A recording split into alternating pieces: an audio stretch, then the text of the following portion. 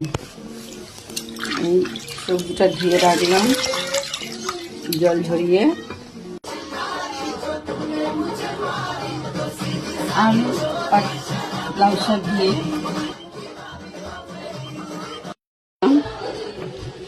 বেশি তেল না, আন্দাজ মতন লঙ্কা ফোড়ন,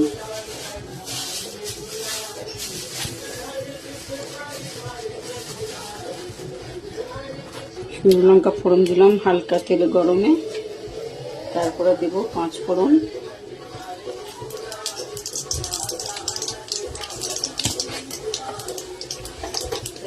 কড়াইতে দিলাম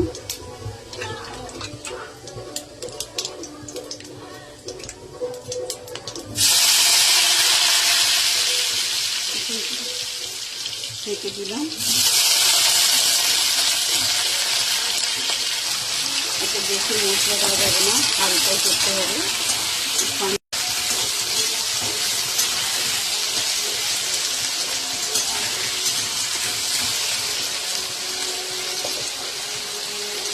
মতো নুন দিয়ে দেবো, যে যেমন নুন খাবে।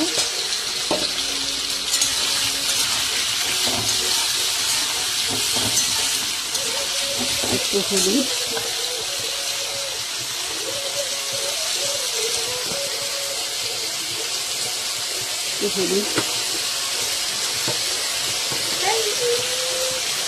একটু জিরের গুঁড়ো দিয়ে একটু নাড়াচাড়া করে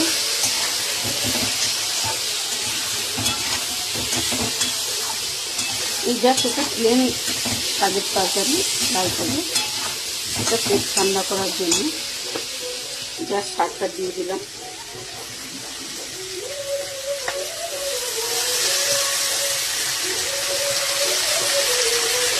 এর মধ্যে পোস্ত বাটাও দিতে পারেন, কিন্তু এখন পাতলা ঝোল খাওয়ার জন্য প্লেন তরকারি ভালো,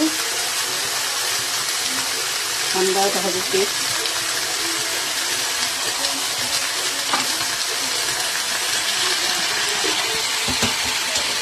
জাস্ট ঘরোয়া রান্না, এখন আমারই মশলাও লাগে না।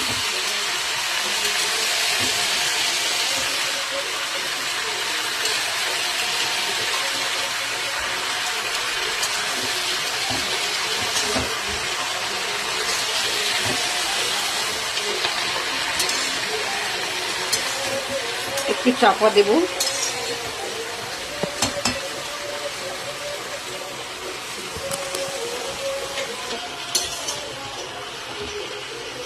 আর একটু লঙ্কার গুঁড়ো চলবে না।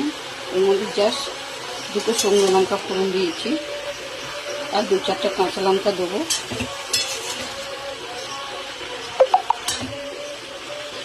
এখন দিলে লঙ্কা বেশি ঝাল হয়ে যাবে, তাই হয়ে আসার একটু আগে লঙ্কাটা দিতে হবে। আপনারা করলে টেস্ট করে খেতে পারেন, দেখবেন কেমন হয়। একবার খেলে বারবার খেতে ইচ্ছা করবে।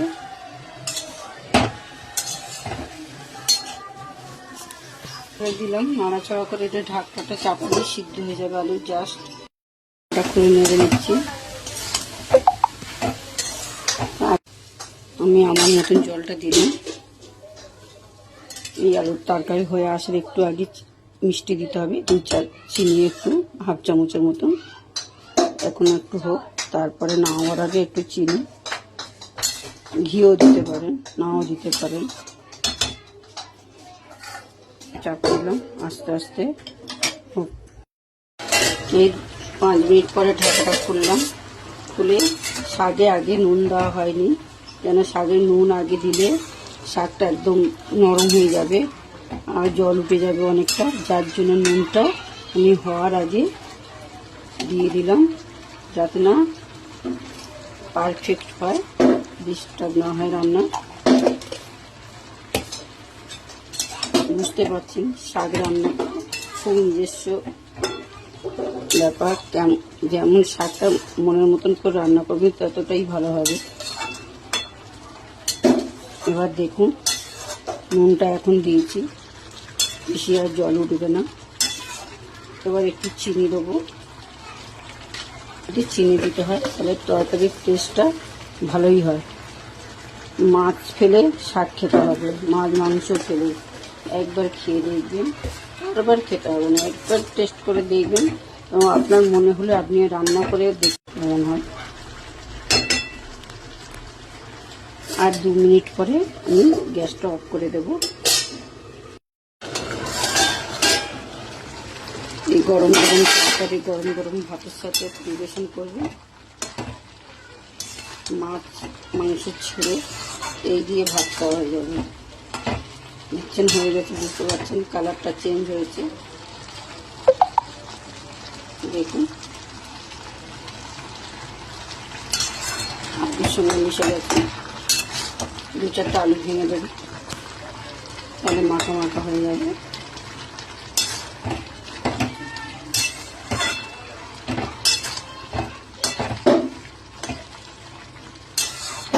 হয়ে গেছে, গামলা বাটি স্টক এবারে নামিয়ে নেব। এই রান্না হয়ে রেডি। এবার গরম ভাতের সঙ্গে পরিবেশন হবে।